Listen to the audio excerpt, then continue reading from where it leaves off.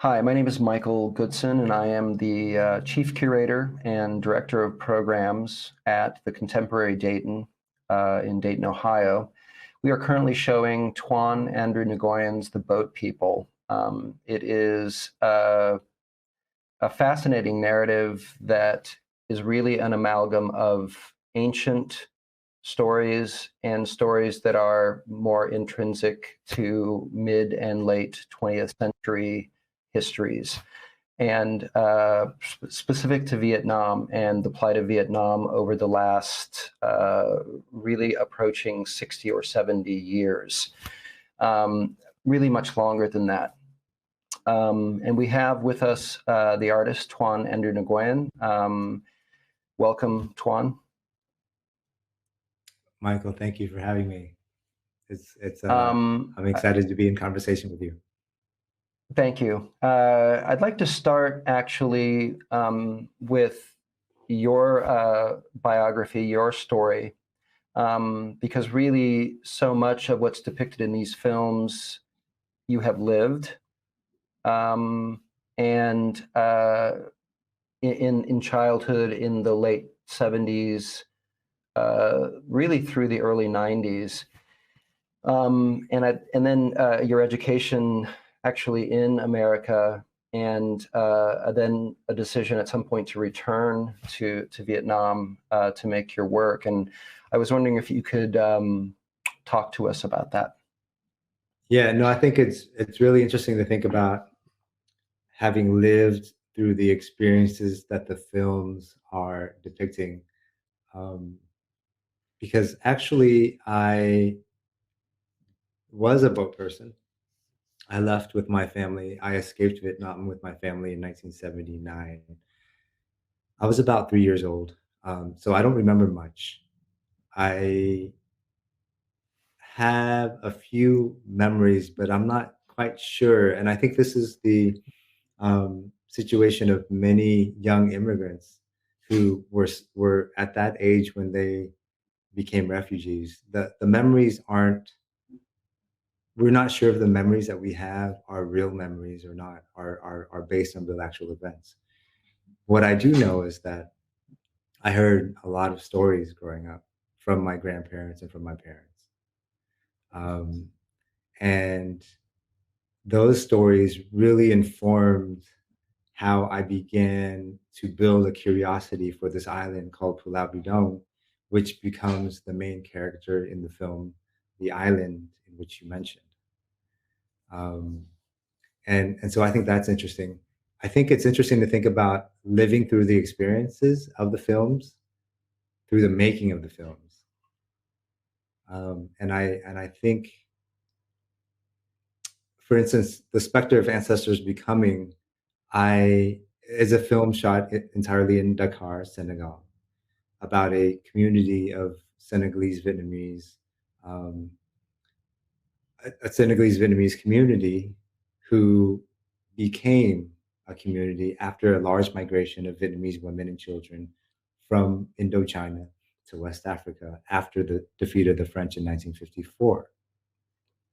I have no experience with that history at all, but in the making of the film and in the kind of interactions and the kind of sharing stories with the community, I then have that experience, right? So for me, I guess what I'm trying to say is, for me, the act of making moving image is an act of a lived experience, even though it's not the same lived experience that we're used to thinking about, but it's an act of um, understanding the stories that the film is trying to depict through the sharing of stories uh, with the communities that I work with. I hope that makes sense. It does. And it's interesting for me to hear that, because I think one of the things that I've considered in looking at The Spectres of Ancestors Becoming, which was a film from 2019, and The Island, which is a film from 2017, if I'm correct, uh, and The Boat People, which we're currently showing, is that these are really amalgams of narratives, both ancient and mid-century and contemporary, that have to cut through the fog of the American narratives of Vietnam.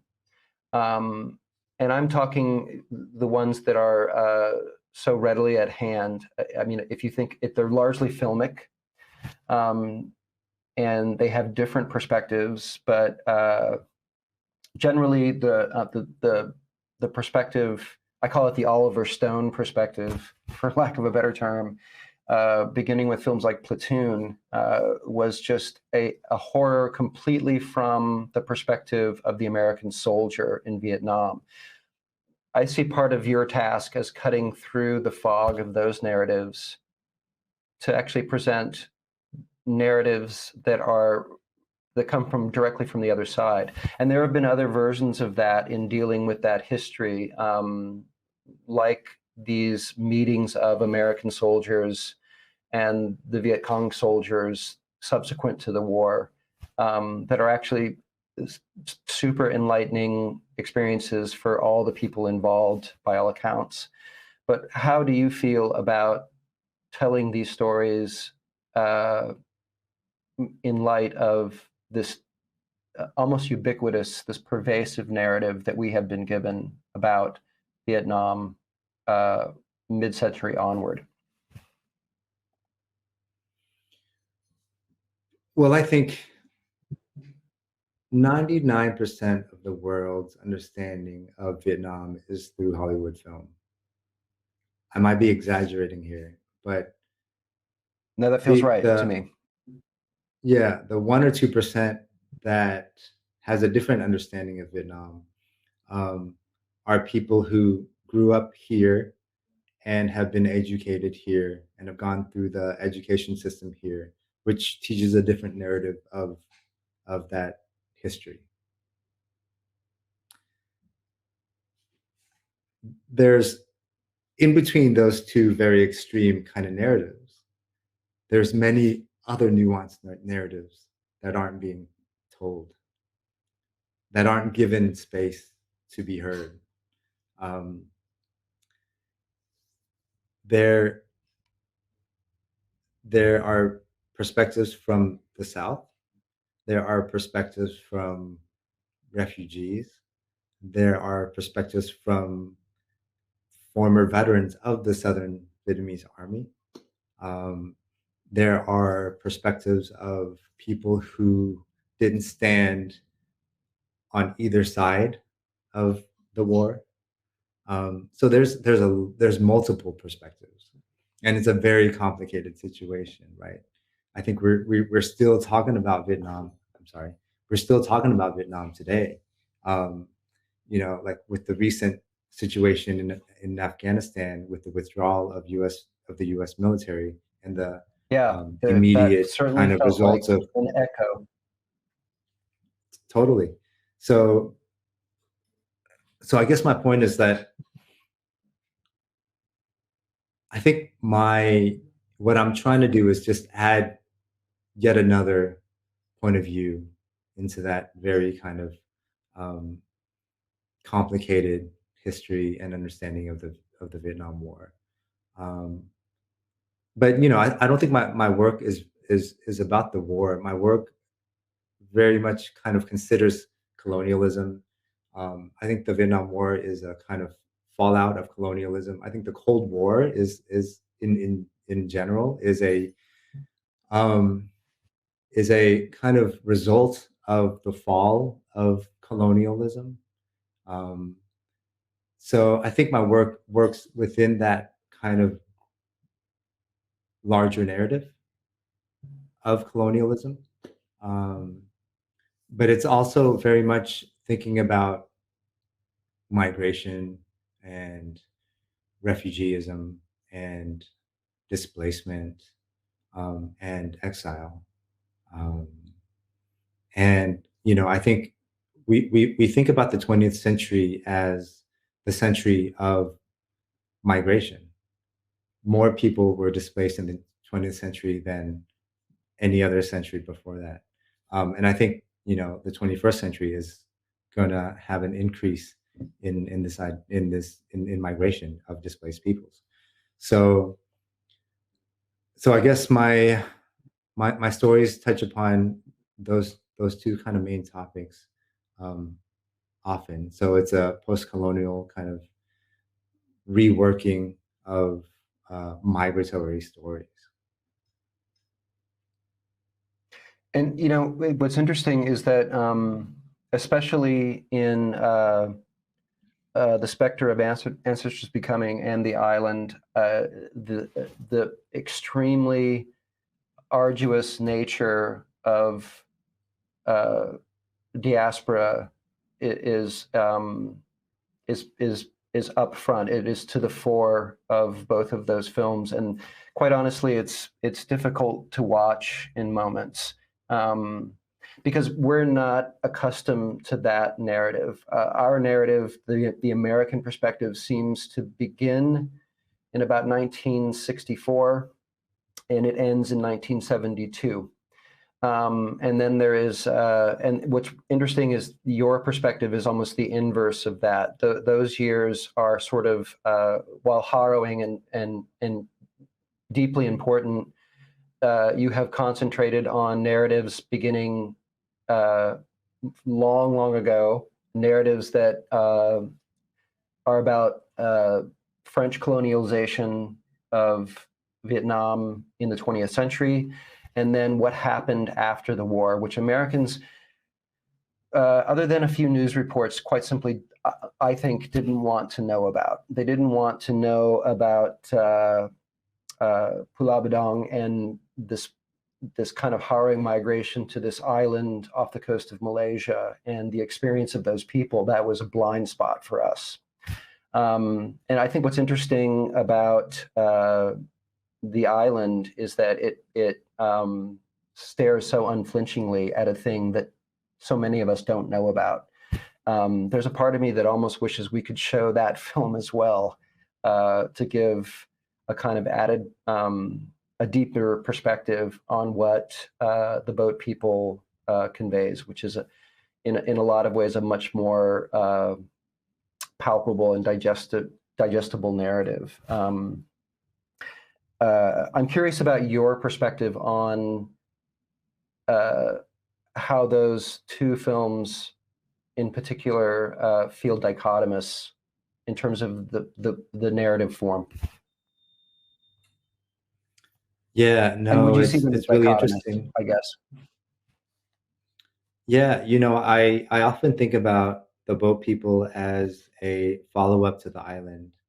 Um, and my original intention, my dream is to kind of make a film in all of these landing sites post Vietnam War. So the island was shot entirely on Pulau Bidong. It was one of the largest and longest running refugee camps after the Vietnam War. It housed Cambodians, Vietnamese, and Laotians who escaped from Southeast Asia. After I showed that film, I got a chance to go to Bataan in the Philippines to do research. And Bataan was also a major kind of landing site for Vietnamese, Cambodian, and Laotian refugees. Now, if you look on the map, like Bataan is almost a straight line across from Vietnam, from the central coast of Vietnam.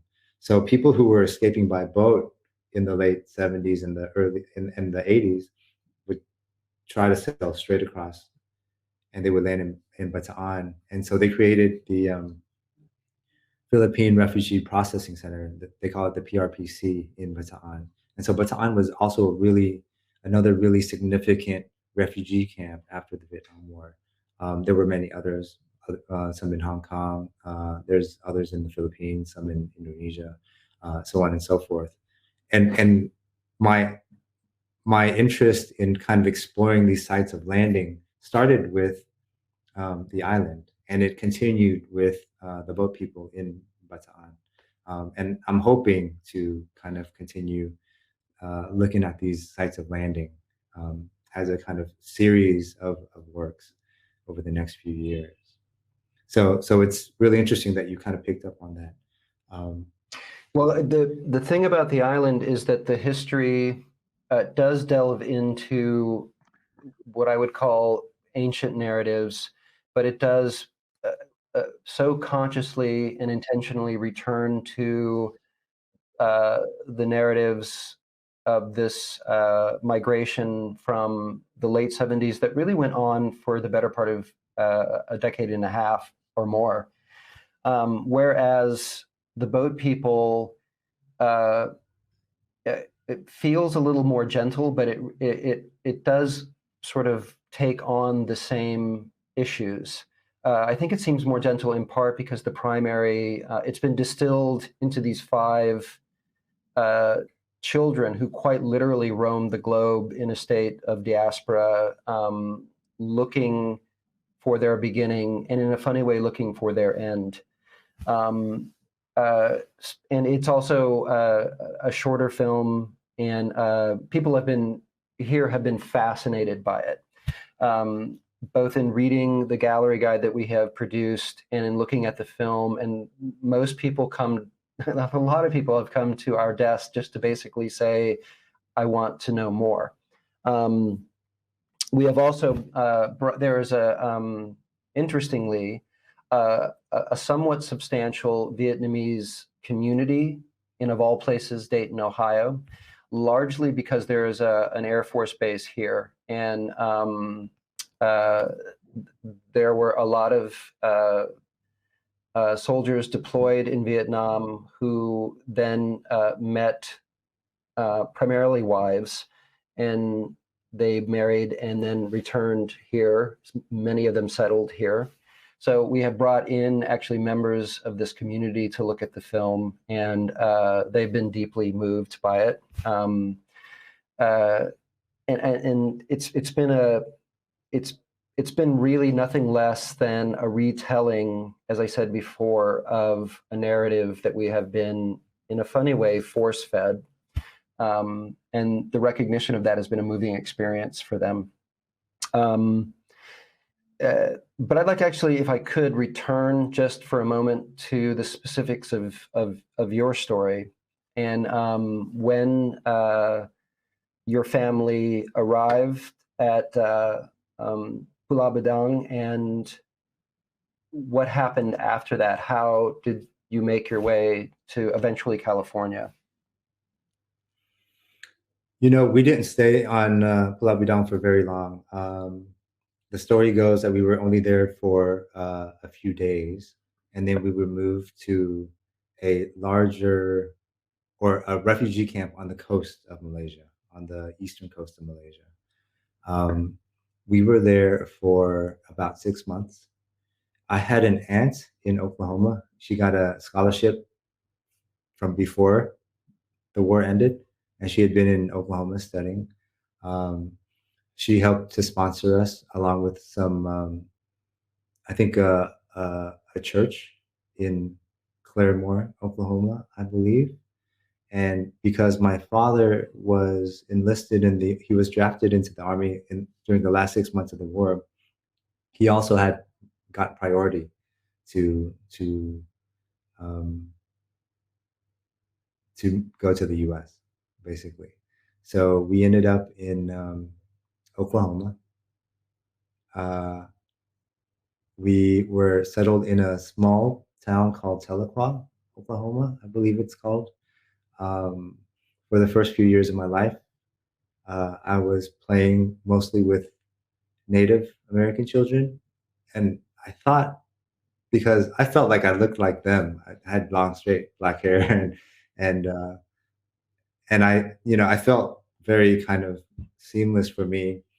It wasn't until we moved to Tulsa, my father started going to school in Tulsa, Oklahoma, that things started becoming a little bit more difficult for me in terms of like figuring out that I wasn't quite welcomed. There were no Asian people, or very little. There was probably one other Asian person in my elementary school, and so quickly figured out that this these next couple of years was going to be about figuring out um, how to adapt to the situation. So we were in Oklahoma for about 8 years, and then we moved down to Texas. Just to keep a long story short, we were in Texas for about 7 or 8 years, and then my father um, decided to move us to Southern California, where the largest community of Vietnamese Americans were. So we ended up in Long Beach, California, uh, and then moved down to Orange County. Was it consciously because there was such a large community there? Yeah, I think so. I had an aunt that had moved there about a year before, and she convinced us that this was going to be the place. It was going to be easier to kind of to navigate and to kind of buy the goods that we need to make the food that we wanted to make. For instance, it'd be easier for my parents to get jobs because there was a larger community, a larger support system. Um, and schools were better, and my parents were thinking about schools or us getting into universities, going to university. And I'm curious about when your interest in art began. And I don't necessarily mean the art that you're currently making, because virtually everyone's story with art, not everyone, but virtually everyone's story with art begins with something like drawing, this sort of the primacy of making a mark, if you will.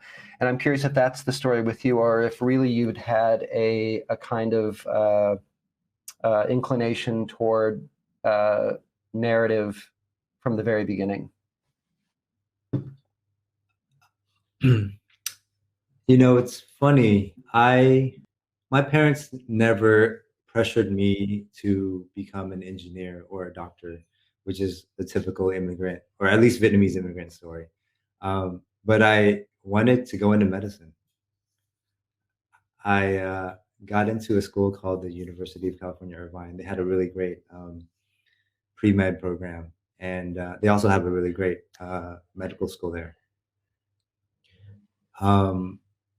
And that was my goal, to become a doctor. When I was in my first year at UCI, I was doing a lot of biology and organic chemistry and all that stuff. And I got a financial aid job at the medical school. And people were telling me that if I wanted to get into medical school, that I should take on a second major, something that could kind of show that I'm a kind of well-rounded person, that I wasn't just a kind of book smart kind of guy. And I thought immediately about getting a double major in art. My mother wanted to be an architect, so I grew up around her drawings. She never got to become an architect because I think her grasp of English kind of hindered her. So my mother ended up working as a seamstress for about 10 or 12 years, and then she ended up at a nail salon. But I learned how to draw from my mother, and I was quite good at drawing because my mother was also quite good at drawing. And so I thought, just take a double major. It'll be easy. How could you fail art? It'll look good on my resume, my applications for medical school. And the deeper I got into studying art, I kind of was fascinated about I was fascinated with the urgency that art could address: political urgency or cultural urgency, social urgency. I got to study with a lot of great people like Daniel Martinez and Connie Samaras, Andrea Bowers, a whole bunch of amazing, Catherine Opie, I think it's Catherine Opie, amazing people. Yeah. And I mean, and then all of a sudden, like, medicine and biology just felt abstract. Ironically, it felt more and more abstract. And also, as you get into the molecular level, it becomes really abstract. So things started to turn, and I ended up dropping biology and kind of focusing on art. Yeah. Um, Somehow that makes perfect sense to me in looking at the work, in part because, especially this idea of being influenced uh, by architecture and architectural drawings. I would say this goes back to the structure of some of the Propeller Group, both installations, objects, but certainly the filmic part of Propeller Group, which you can talk a little bit about if you'd like, um, which was a collective of which you were certainly one of the auteurs. But what's interesting about the Propeller Group filmic content, which was my first exposure to your work, was it feels so much more. It's an editing issue. It feels so much more kinetic, and there's a kind of cadence that's much more almost metronomic, slower to the work that you're currently making. I was completely drawn into the kinetic quality of the Propeller Group filmic output. It I can remember seeing it actually for the first time at the Contemporary in Chicago, and just being absolutely blown away. It was. I think the last time I felt so nervous, if you'll allow that, because it really did. It sort of shook me up. Was I think the last time I had felt that way was like the first time I watched a Ryan Trecarton film, which is so utterly different in your work, but the similarity is in the sort of kinetic quality of it. I'm curious about that. If you can talk a little bit about the work with Propeller Group, and if you think that observation about the tenor of at least the filmic output of Propeller Group and your current work are a little dichotomous. Yeah. Well, the Propeller Group actually started based on a film project. I was really interested in the first generation of graffiti artists in Vietnam.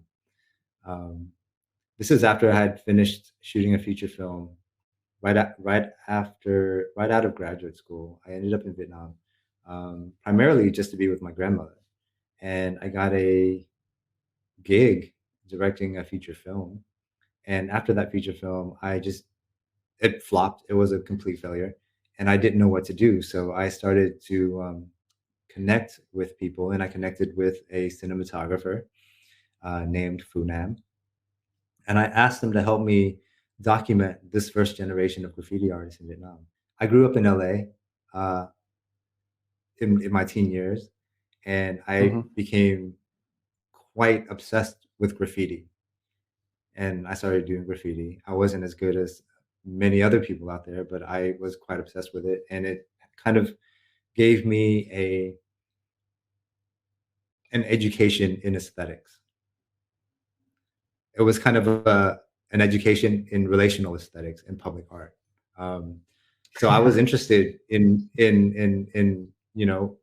this first generation of graffiti artists in Vietnam. So me and Funam started working together. We quickly realized that it was quite dangerous to just go out and shoot in public because at that time in Vietnam things were quite controlled. You couldn't shoot in public, you couldn't film in public unless you had a permit. And for us to get a permit was almost impossible. And you'd have to kind of uh, present the topic in which you were filming. And for us to kind of talk about graffiti in Vietnam in the early 2000s was not something that could have ended well. So, but we thought about how to kind of maneuver around the system. And so we ended up thinking about registering ourselves as an advertising company. Because advertising companies at that time in Vietnam were given a lot of freedom. It was right after the lift of the embargo, Pepsi and Coca-Cola were kind of right there, ready to kind of make a lot of money on this new market, and with products like Pepsi and Coca-Cola, they sell because of advertising. So all these global advertising companies started pouring money into Vietnam. So we thought, okay, this is a good chance to kind of figure out how to work in public in Vietnam. So we registered as an advertising company, and that's how the Propeller Group got started. So we were basically performing advertising company in the day. Like we needed to earn money too to survive. So I'm sorry. So we were actually trying to be an advertising company in the day, and at night we were. I was interested in like really becoming an art collective and kind of critiquing or looking at our activities during the day. So it was a very interesting kind of experience, and we did that for a very long time. And a large part of what we did as the Propeller Group advertising company was we made music videos. So we had to learn how to make music videos. And I think the film that you're talking about is a film called The Living Need Light, The Dead Need Music, which essentially is a 20-minute music video about a funeral band in Vietnam. It explores the kind of funerary traditions in southern Vietnam, which has an uncanny resemblance to uh, the, the jazz funerals in New Orleans. We actually made that film for Prospect 3 in New Orleans, and that was where we kind of premiered the film. And people were like, "Wow!" They thought we filmed the entire film in New Orleans, actually, which was quite I mind-blowing. saw those affiliations as well, but there were other global affiliations. Part of it is just the aesthetic of the music video, which seems a global phenomena, but also it had these affiliations with Day of the Dead traditions. It seemed, I mean, you knew contextually that it was about Vietnam's culture, but it felt like it had to do with the entire world, if that makes sense. That was my perspective on it. And it's interesting that you say that it was intended, at least in part, as a music video, because that's what the editing felt like. Although I would say it was even off the charts in that regard. There are moments in that film where it's almost a staccato cadence visually and orally. It was really a thing to behold. And it's interesting that you say that that it was made under the auspices of identifying yourself as an advertising company. It almost seems like a transgressive act to have done that. Given that it occurs to me that this this flood of money that was coming into Vietnam at that time could almost be seen as another form of colonialization. And I'm curious about your thoughts about that, and if there have been both positive and negative aspects of the way the rest of the world now relates to Vietnam. Well, you know, it was quite mind-boggling for me because for so long I came to understand Vietnam as a kind of strict political agenda based on principles of communism. And, you know, so much of the Cold War was this conflict between communism and capitalism. And advertising, to me, the way I understand advertising is that capitalism is basically the birth child. I mean, advertising is basically the birth child of capitalism. Without advertising, capitalism doesn't function as well. You know, or the at all. creation of desire. Yeah, right? Yeah. So it was a kind of very complex landscape when I arrived here in the mid 2000s. And so a lot of my thinking And I think this was the trajectory of thinking that led to kind of the founding of the Propeller Group, right? Living in this kind of advertising world in a communist environment, and what kind of strange oxymoronic kind of results could come out of that. And I think the Propeller Group is one of those kind of byproducts. Yeah. Yeah, yeah.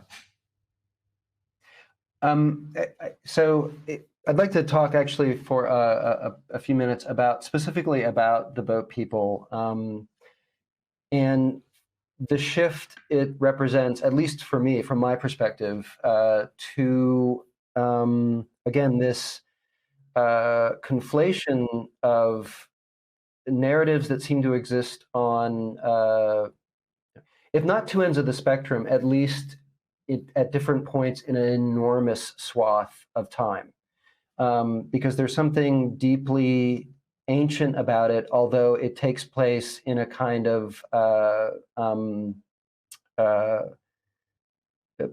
unknown future. The date is it's clearly a kind of post-apocalyptic tale that deals with the deepest aspects of history generally, storytelling generally, but also Vietnamese, um, uh, the art of Vietnamese storytelling specifically. And it also just in title, to begin with, in title very specifically deals with, it puts this derogatory term to the fore of the work. If you know anything about that time, the boat people is a really harsh title for that work.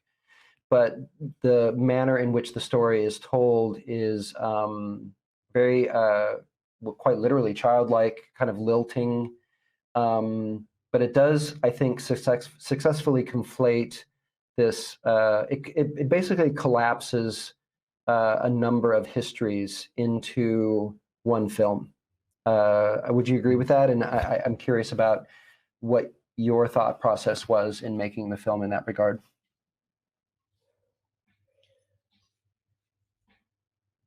I think my initial intention was to kind of focus on the history of the refugee camp in Bataan. But I was quickly made aware of a wider history, a longer history that Bataan and that part of the Philippines has gone through. Not only was it a point of landing for the Japanese to invade during World War II, there was this event called the Death March, where the Japanese military marched thousands of Filipino soldiers, as well as some American soldiers, basically to their death. And this happens through Bataan. There's a lot of different small museums in Bataan that pay homage to the different kind of histories of trauma and violence in Bataan. So there's a World War II museum that kind of talks about the Death March and the battles in Bataan. There's the Refugee Museum, which houses artifacts that were kept from the refugees, the Vietnamese and Cambodian and Laotian refugees in Bataan. And there's so many other histories that happened there. And so I started thinking about, coastal settings as these kind of really vulnerable spaces, spaces of landing, not only for refugees, but for, military invasions. And Bataan is also a place where there's a community called the Aita, which anthropologists and scientists call the Negritos. They're one of the original peoples of the Philippines that they believe originate from Africa. So it's a very long and complicated history. So I kind of wanted to open up the story a little bit more, um, and kind of have these characters, these children, who are essentially humanity's kind of last saviors, if you will, kind of re-explore Bataan and all the artifacts left in Bataan that kind of uh, give access to these various histories. So I didn't want it to be Yeah, specifically about the refugee camp, but it kind of opens up right. And to. it doesn't read that way. It's, I think, in an interesting way, though I have a real yen to now show the island in some capacity, just to give some context. This has been an experience for most people that have seen it here, that they can actually take in and relate to, while also making them curious about uh, the various histories at play in the film, both ancient and histories that emanate from colonialism in the 20th century, all sort of told through this lens of a post-apocalyptic tale. I think it's been something that filmically feels familiar to people that are actually not familiar with these particular histories. Um, in that regard, I'm actually curious, and maybe to wrap up, about filmically what has influenced the way you make these films, because I can see in them clear affiliations with, among other things, great moments in American 70s cinema. Uh, there is a shot actually in the island of this fallen crucified Christ uh, that that feels for a moment it just felt directly taken from great films of the American cinema of the 70s. But at the same time, there is a kind of, especially in cadence, uh, what seems to me to be reference to Iranian films. And it seems like you've sort of digested filmmaking, global filmmaking in general over the last 50 years. And I'm surprised to hear that that you wear many hats on these productions, and they are shot really for relatively small budgets, because they seem uh, uh, to almost emulate the largesse of, again, this global cinematic tradition, which I guess is a compliment to you because they look much more expensive than apparently they are. But I'm curious about what has influenced you as a filmmaker. That is probably one of the more difficult questions that you've presented this evening. Sorry um, to end it that way, but I have to maybe talk about my my education in video art, because when I started my art education, one of my first classes that I got to register uh, in was basic video production, and it was taught by a Vietnamese American filmmaker named Jan Thị Kim Chang, um, and it was probably one of the most you know perspective opening classes that I could have taken back then.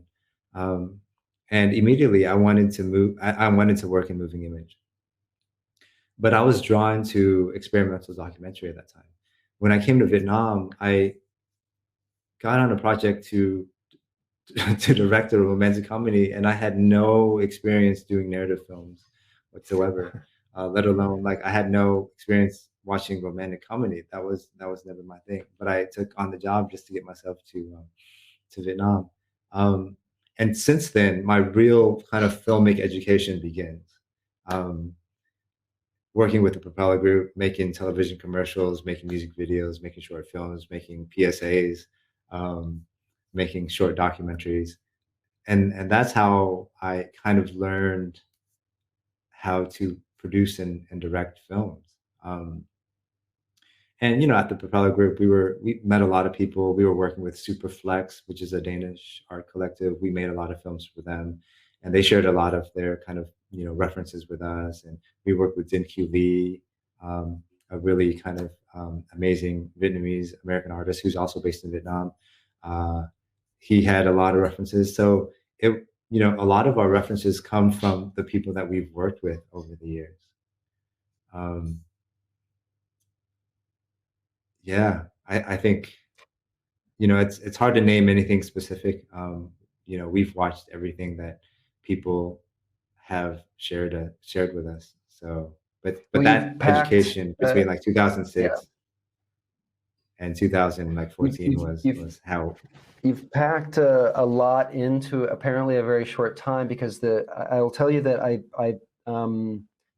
everything I've seen seems so intentionally shot.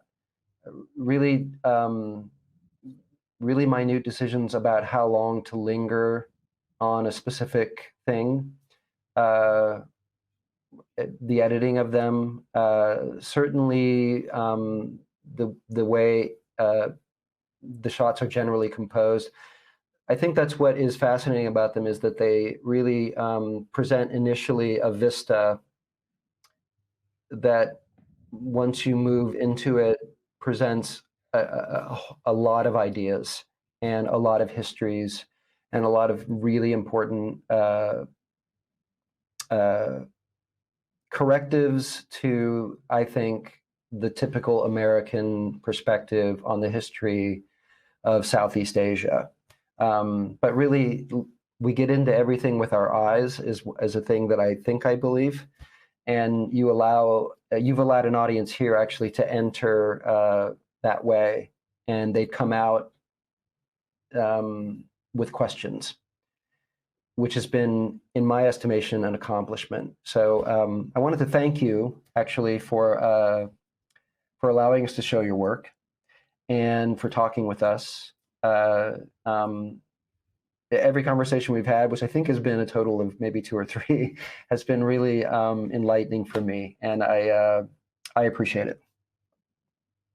Yeah, Michael, I should thank you for showing my work and to the museum for giving it space to be shown. We have been honored. So Tuan, thank you, and we'll talk again soon. Thank you, Michael.